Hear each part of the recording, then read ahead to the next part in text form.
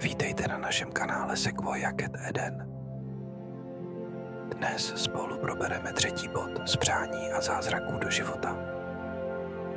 Zasloužíte si plnění vašich přání a snů. Tedy věřte, že si přání zasloužíte. Klíč k naplnění snů. Spousta lidí si svá přání pečlivě formuluje a vizualizuje, ale zapomíná na jednu z nejdůležitějších ingrediencí.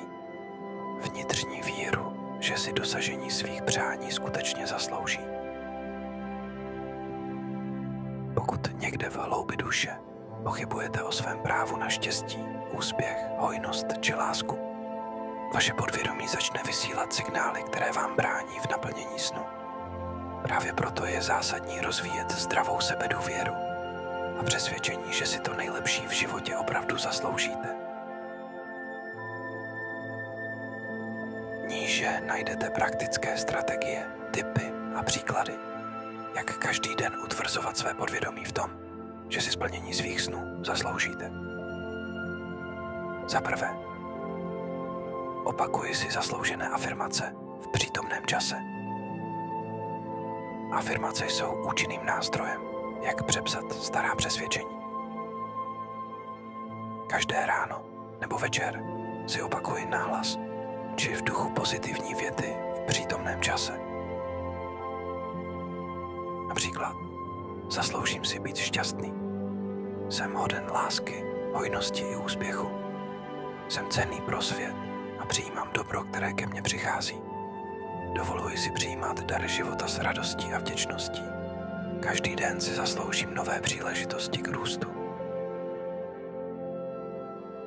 Důležité je, že tyto věty říkám tak, jako by to už byla má realita, nikoliv něco vzdáleného.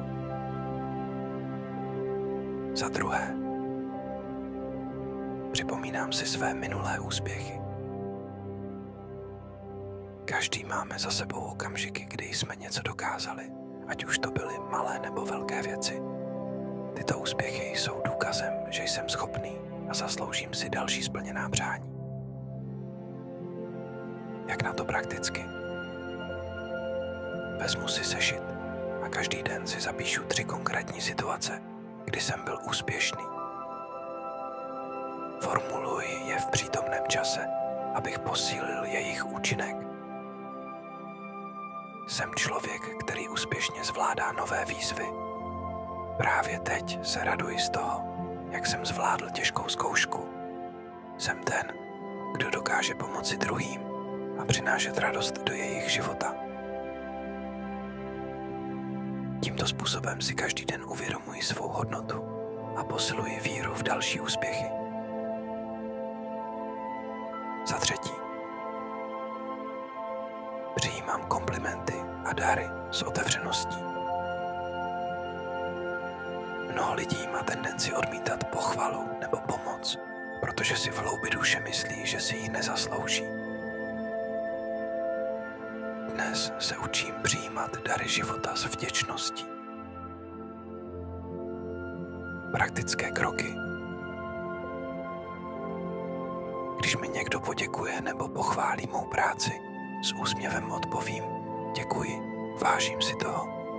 Když mi někdo nabídne pomoc, přijmu ji s vědomím, že si ji zasloužím.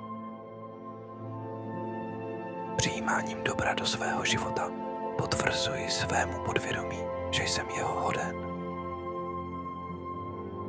Za čtvrté, pracuji na svých vnitřních přesvědčeních. Pokud cítím, že mám v sobě zakořeněné staré vzorce typu nejsem dost dobrý nebo štěstí není pro mě, aktivně na nich pracuji. Jak to dělám? Sepíšu si staré negativní přesvědčení a pod něj napíšu nové posilující tvrzení v přítomném čase. Jsem dost dobrý právě takový, jaký jsem. Jsem hodnotný a zasloužím si to nejlepší. Nové věty si každý den opakuji a vkládám do nich energii a víru. Za páté, vizualizuji si, že si přání zasloužím. Při každodenní vizualizaci se nejen vidím, jak si své přání plním, ale také prožívám pocity hrdosti, radosti a vděčnosti, že si to mohu dovolit.